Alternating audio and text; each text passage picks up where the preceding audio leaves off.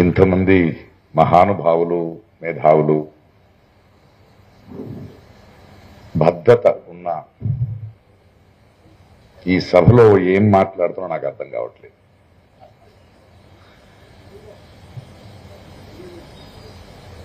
ఎందుకు పిలిచారో ఆలోచించా.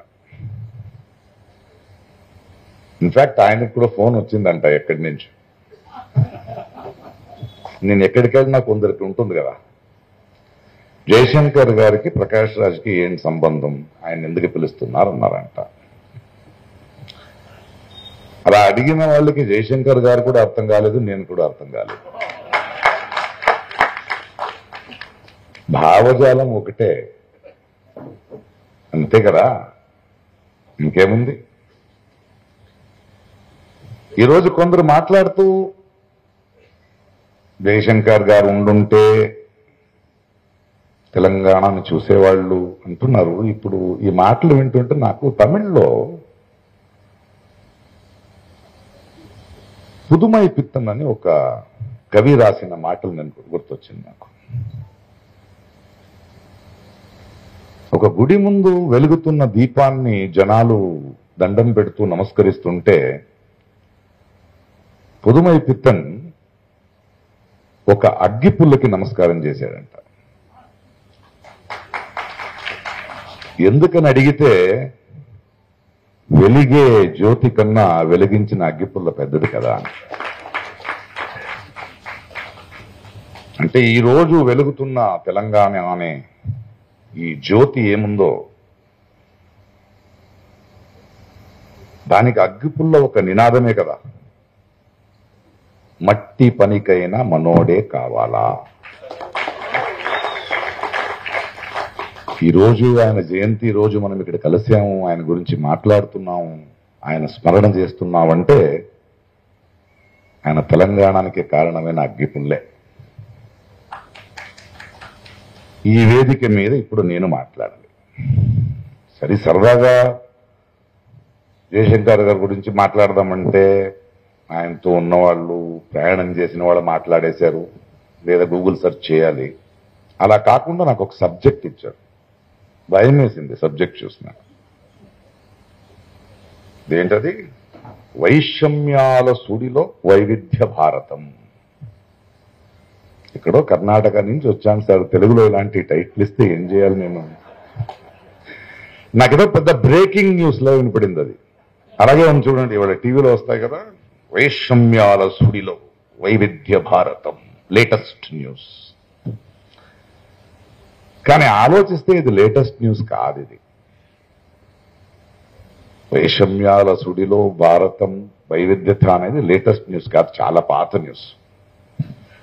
మనం పేపర్ తీస్తే చూస్తాం కదా, వరద వచ్చి హైదరాబాద్ చెరువులా అయిపోయింది.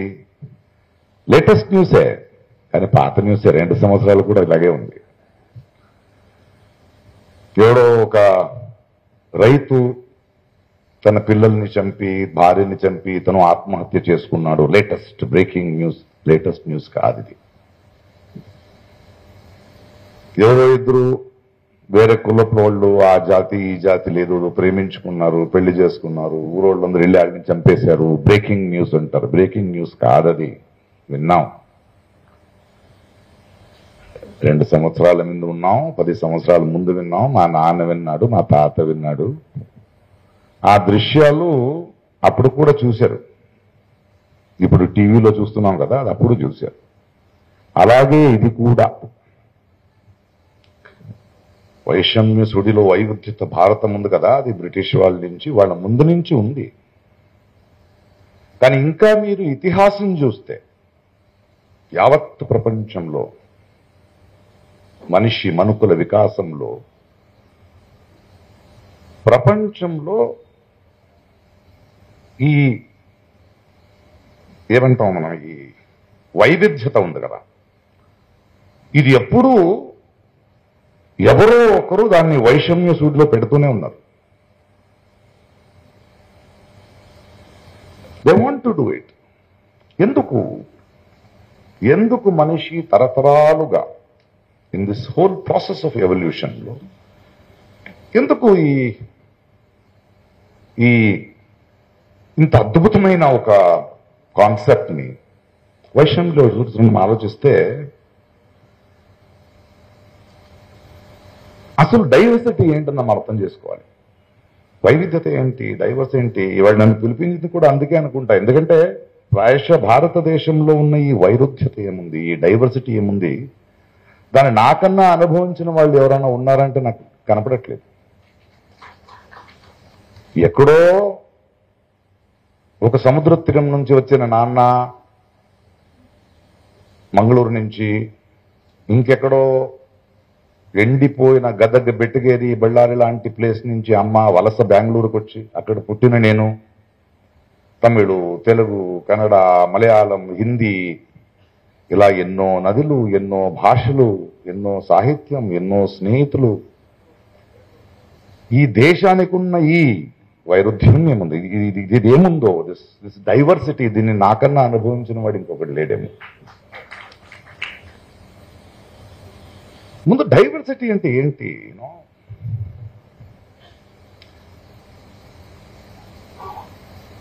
ఈ వైవిధ్యత ఉంది కదా, ఇది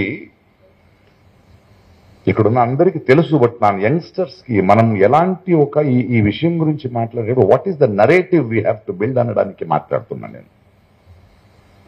మనిషి జీవితాన్ని, మనుకుల వికాసాన్ని సుసంపన్నం చేసే ఇంధన వైవిధ్యత. Diversity is a fuel which enriches human life and the evolution of man. Simple గా మనం ప్రకృతిలో తెలిసిపోద్ది వైవిధ్యత ఇంపార్టెన్స్ ఏంటి. ఒక అరణ్యం చూడండి, ఎందుకంటే మనం ఈ మధ్యలో ఆ సెన్సిటివిటీని మర్చిపోయాం. ఒక అరణ్యం చూస్తే ఒక మహావృక్షం, తర్వాత ఒక చిన్న చెట్టు, ఇంకా చిన్న చెట్టు, పాకే చెట్టు, భూమి లోపల పెరిగే చెట్టు, ఇన్ని రకాలు. మనిషి వెళ్ళి అక్కడ సుసంపన్నంగా ఉంటుంది. ఒక సూర్యుడి ప్రఖరతని భరించగలిగే మహా చెట్టు ఉంటే, మహావృక్షం ఉంటే, ఆ ప్రఖరతని తక్కువ భరించేది దాని నీడలో ఉంటుంది. ఇంకా తక్కువ దాని నీడలో ఉంటుంది. ఇవన్నీ కలిసి ఉంటాయి. ద హ్యూమన్స్, జీవరాశులు. That is the richness of diversity. సరే, మనిషి ఎక్కడ అర్థం చేసుకోవట్లేదు. ఇప్పుడు మనిషికి ఇది ఎలా హెల్ప్ అయింది, సుసంపన్నం చేస్తున్నాడా? మనం simple just go back to history and see. మనకు ఒక సిల్క్ రూట్ ఉంది, వ్యాపారం చేసేవాళ్ళు. మన హిస్టరీ చదివితే యంగ్స్టర్స్ ఎస్పెషల్లీ ఒక 15 దేశాలు, ఖండాలు వ్యాపారం. అది పర్వత శ్రేణులు ఉండొచ్చు, డెజర్ట్స్ ఉండొచ్చు, బై ద సీ. ఆ జర్నీలో వేరే వేరే భాష, వేరే వేరే మనుషులు, వేరే వేరే థింగ్స్. ఈ జర్నీలో పెరిగిన ఈ వికాసం ఉంది కదా, వి shared knowledge, we shared our food. మన భాషని, సాహిత్యాన్ని, ధర్మాన్ని, వివేకాన్ని. ఎందుకంటే మనిషికి బేసికలీ కొత్త దానికి అడాప్ట్ అయ్యే అద్భుతమైన శక్తి ఉంది, ఆ పాసిబిలిటీ ఉంది టు గ్రో. వీళ్ళు ఒకే భాష, ఒకే దేశ, ఒకే ధర్మం అంటారు కదా, వీళ్ళకి ఎలా అర్థం అవ్వాలి ఇది? వీళ్ళు పూజల వాడో పట్టు చీర చైనా నుంచి వచ్చింది. మన ఇప్పుడు చైనాకు ప్రయాణం చేయకపోతే ఇంకా ఆకలి కట్టుకుని తిరిగేవాళ్ళ వీళ్ళు. Shouldn't we understand that there is so much to learn. ఎన్నో ధర్మాలు వచ్చాయి, ఆ ధర్మంలో ఉన్న గొప్పతనం మనం నేర్చుకోగలిగాం. మన ధర్మంలో ఉన్న దౌర్జన్యాన్ని మనం మార్చుకోగలిగాం బికాస్ ఆఫ్ ద ఎక్స్పోజర్. ఒక దిగంతంనే చూసుకుంటూ బ్రతకలేము మనం. ఆ దిగంతాన్ని చేరుకున్న తర్వాత ఇంకో దిగంతం వస్తుంది, ఇంకో ఎన్ని దిగంతాలు చూస్తావో అంత సుసంపన్నం అవుతాం కదా మనం. మనమందరూ కలిసి ఒకరికొకరు ఇచ్చిపుచ్చుకుని బ్రతకాలి కదా. This is what the silk route. భోజనం చూడండి, ఒక బిర్యానీ తినండి మీరు, అందులో కలిసి ఉన్న వైవిధ్యత. ఎక్కడి నుంచి వచ్చింది మసాలాలు, ఎక్కడి నుంచి వచ్చింది ఉల్లిపాయ, ఏ ప్రాంతం నుంచి తెస్తాం రైసు, అవన్నీ కలిపి ఒక వంట చేస్తే ఆ ఘమ ఫుడ్, అక్కడ వైవిధ్యం కావాలి మనకు. That is food. భారతదేశంలో చేపల గురించి చూడండి, 3 సైడ్స్ సీ. ఇక్కడ అరేబియన్ సీ ఉంది, బే ఆఫ్ బెంగాల్ ఉంది, ఇక్కడ ఇండియన్ ఓషన్ ఉంది. మనలోనే చేపలు ఎలా తింటాము, ఎలా వండుకుంటామని చూస్తే గుజరాత్ టేస్ట్ వేరు, గోవా టేస్ట్ వేరు, మహారాష్ట్ర టేస్ట్ వేరు, మ్యాంగ్లూరు టేస్ట్ వేరు, కేరళ టేస్ట్ వేరు, తమిళనాడు టేస్ట్ వేరు, ఆంధ్ర టేస్ట్ వేరు, వెస్ట్ బెంగాల్ టేస్ట్ వేరు. వీటిని సంభ్రమిస్తూ బ్రతుకుతున్నాం కదా.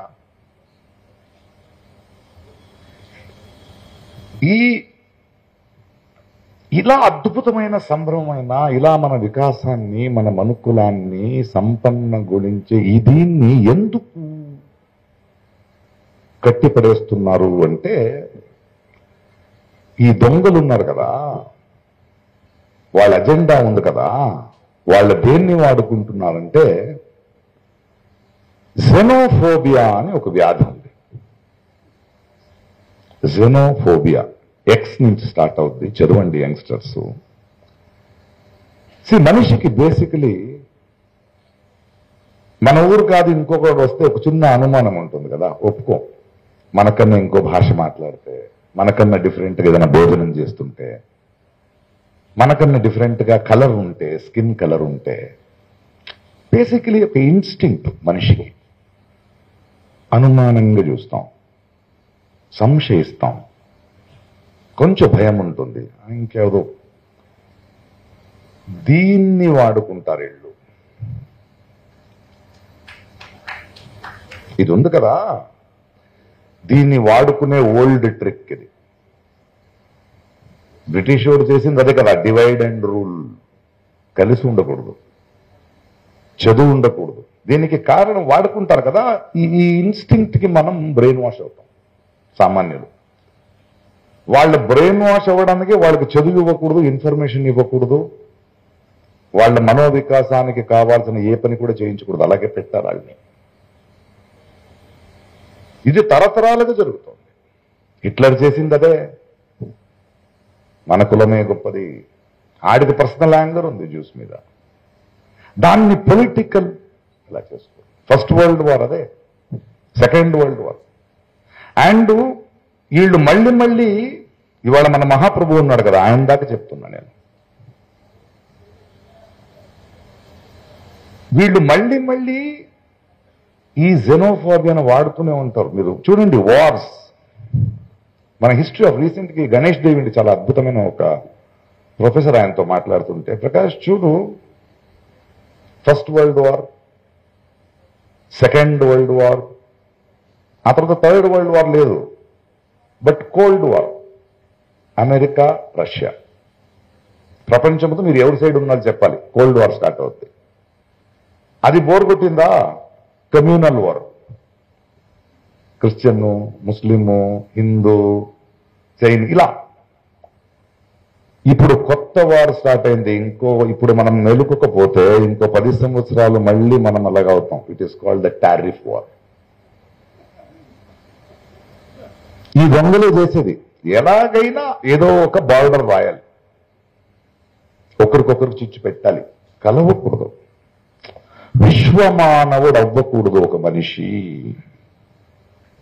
అందుకే వీళ్ళకి డెమోక్రసీ వద్దు. ఏం చేస్తారంటే, మనం అర్థం చేసుకోవాల్సింది, ఈ వైషమ్య సుడిలో ఈ వైవిధ్యతను కోసం వాళ్ళు ప్రజాస్వామ్యం వద్దలకి.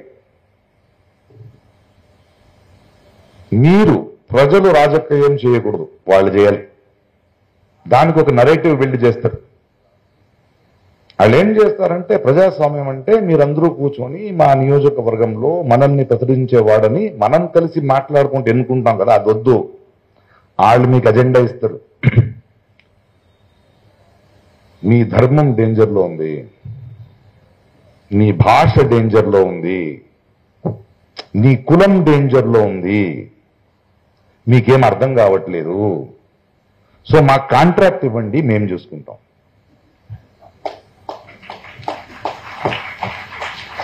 ఎంత సింపుల్ టెక్నిక్. అంటే కాంట్రాక్ట్. సో మీరేం ఆలోచించకూడదు ఇంకా. ఇది ఇలా ఉన్నగా ప్రకృతిలో ఆయన ఒక వైల్డ్ లైఫ్ సైంటిస్ట్ ఆయన చెప్పాడు, ఎక్కడి నుంచో ఒక డక్ అది ఆ ప్రాంతానికి వచ్చి ఇక్కడ రెగ్యులర్ గా ఈ నీళ్లు ఆపినప్పుడు ఆ నీళ్లు తీరానికి దగ్గర వస్తుంది కదా, ఆ టైంలో కరెక్ట్ గా ఆ 1 month లో అక్కడున్న ఒక చిన్న చెట్టుల మీద తన ఎగ్స్ పెట్టాయి. అవి 1 month తర్వాత బయట వస్తే దూకితే స్ట్రేట్ వాటర్లో పడుతుంది. కానీ ఇప్పుడు వాటర్ లేదు, పాప ఆ డక్కి ఈ గవర్నమెంట్ దగ్గర డబ్బు లేదనే విషయం తెలియదు.